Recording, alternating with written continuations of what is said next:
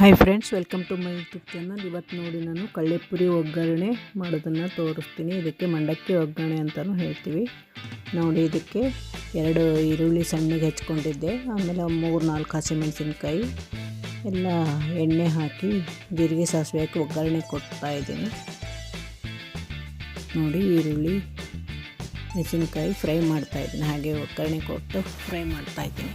ಸ್ವಲ್ಪ ಎಲ್ಲ ಮಿಕ್ಸ್ ಚೆನ್ನಾಗಿ ಫ್ರೈ ಆಗಬೇಕಿದೆ. ಸ್ವಲ್ಪ ಕೊತ್ತಂಬರಿ ಹಾಕಿದ್ದೀವಿ. ಇದು ತುಂಬ ಚೆನ್ನಾಗಿರುತ್ತೆ ಬ್ರೇಕ್ಫಾಸ್ಟಿಗೆ. ಮೋಸ್ಟ್ಲಿ ಯೂಶ್ವಲಿ ಸಂಡೇ ಮಾಡ್ತಾ ಇರ್ತೀವಿ ನಾವು ಜಾಸ್ತಿ.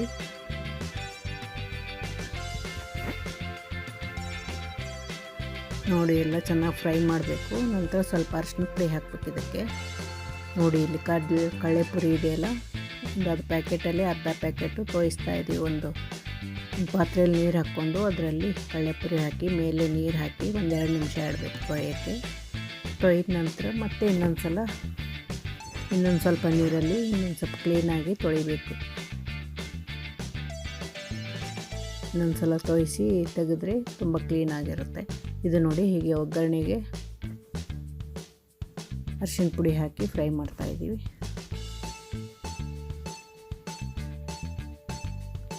ನೋಡಿ, 2 ಈರುಳ್ಳಿ, 1 ಟೊಮಾಟೊ, 4 ಹಸಿಮೆಣಸಿನ್ಕಾಯಿ ಹಾಕಿದ್ದೀವಿ. ಸ್ವಲ್ಪ ಸಾಲ್ಟ್ ಹಾಕ್ತೀನಿ.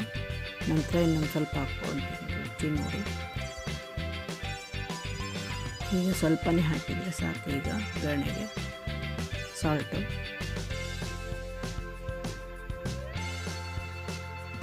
ನೋಡಿ, ಇನ್ನೊಂದು ಸಲ ಇದನ್ನು ಈ ಸಲ ನೀರಿಂದ ತೆಗೆದು ಮತ್ತೆ ಇನ್ನೊಂದು ಸಲ ತೊಳಿಬೇಕು. ಇನ್ನೊಂದು ಸಲ ಬೇರೆ ನೀರಲ್ಲಿ ಹಾಕಿ ತೆಗಿಬೇಕು. ಈಗ ಒಂದು ಸಲ ತೆಗ್ದಿರ್ತೀವಿ ನೀರು ಹಾಕಿ. ನೀರಲ್ಲಿ 2 ನಿಮಿಷ 3 ನಿಮಿಷ ಬಿಡಬೇಕು. ಹಿಟ್ಟಿನ ಕಳ್ಳೆಪುರಿ ಆಗಿದ್ದರಿಂದ ಬೇಗನೆ ಚೆನ್ನಾಗಿ ಎಲ್ಲ ಕಳ್ಳೆಪುರಿ ತೊಳೆಯುತ್ತೆ. ಈಗ ನೋಡಿ, ಒಂದು ಸಲ ತೆಗೆದಿದ್ದೀವಿ. ಇದನ್ನು ಕ್ಲೀನ್ ಮಾಡಿ ಇನ್ನೊಂದು ಸಲ ನೀರಲ್ಲಿ ಹಾಕಿ ತೆಗಿಬೇಕು, ಇನ್ನೊಂದು 2 ನಿಮಿಷ ಬಿಟ್ಟು.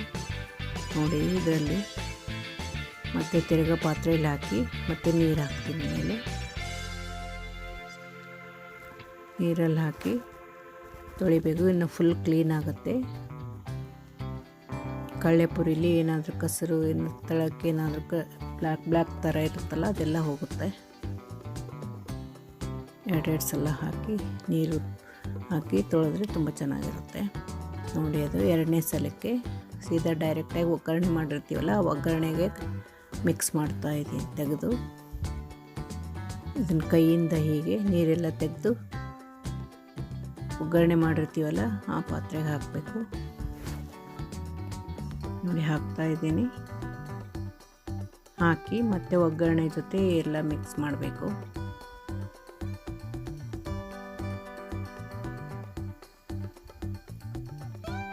ನೋಡಿ, ಆ ಕಡೆ ಈರುಳ್ಳಿ ಬಜ್ಜಿ ಮಾಡ್ತಾ ಇದ್ದೀವಿ.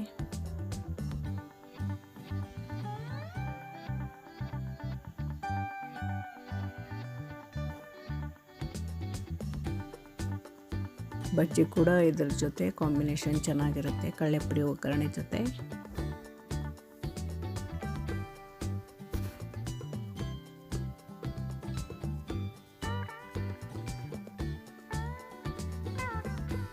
ನೋಡಿ, ಈಗ ಚೆನ್ನಾಗಿ ಮಿಕ್ಸ್ ಮಾಡಬೇಕು ಇದನ್ನು.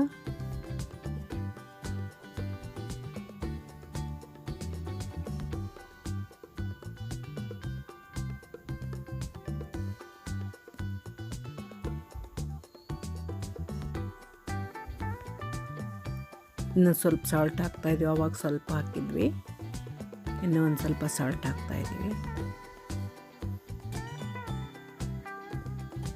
ನಾನು 1 ಟೊಮೆಟೊ ಹಾಕಿರೋದ್ರಿಂದ ಇದಕ್ಕೆ ನಿಂಬೆಹಣ್ಣು ಹಾಕ್ತಾಯಿಲ್ಲ. ನಿಂಬೆಹಣ್ಣು ಬೇಕಾದರೂ ಹಾಕ್ಕೋಬೋದು, ಅರ್ಧ ನಿಂಬೆಹಣ್ಣು ಅಥವಾ 1 ನಿಂಬೆಹಣ್ಣು ಹಾಕ್ಕೋಬೋದು. ನಿಂಬೆಹಣ್ಣು ಹಾಕಿದರೆ ಕೂಡ ಟೇಸ್ಟ್ ಬರುತ್ತೆ ಚೆನ್ನಾಗಿ. ನಾನು ಟೊಮೆಟೊ ಹಾಕಿರೋದ್ರಿಂದ ನಿಂಬೆಹಣ್ಣು ಹಾಕ್ತಾಯಿಲ್ಲ. ನೋಡಿ, ಈಗ ಚೆನ್ನಾಗಿ ಮಿಕ್ಸ್ ಮಾಡಬೇಕು ಒಗ್ಗರಣೆ ಜೊತೆಗೆ. ಕ್ಲೀನ್ ಮಾಡಿರ್ತೀವಲ್ಲ ತೊಯಿಸಿ ಕಳ್ಳೆಪುರಿ, ಅದನ್ನು ಈ ಕಡೆ ನೋಡಿ ಬಜ್ಜಿ ರೆಡಿ ಆಗ್ತಾ ಇದೆ. ಕಳ್ಳೆಪುರಿ ಜೊತೆಗೆ ತಿನ್ನೋಕ್ಕೆ ಚೆನ್ನಾಗಿರುತ್ತೆ ತುಂಬ. ನೋಡಿ ಕಳ್ಳೆಪುರಿ ಒಗ್ಗರಣೆ ರೆಡಿಯಾಗಿದೆ. ಒಂದು 2 ನಿಮಿಷ ಸಿಮ್ಮಲ್ಲಿ ಇಟ್ಟು ಗ್ಯಾಸ್ನ ಸಿಮ್ಮಲ್ಲಿ ಇಟ್ಟು ಬಿಸಿ ಮಾಡಬೇಕು. ತುಂಬ ಬಿಸಿಯಾಗಿ ಚೆನ್ನಾಗಾಗುತ್ತೆ. ನೋಡಿ ಈಗ ಇನ್ನೊಂದು ಸಲ ಬಜ್ಜಿ ತೆಗಿತಾ ಇದ್ದೀವಿ.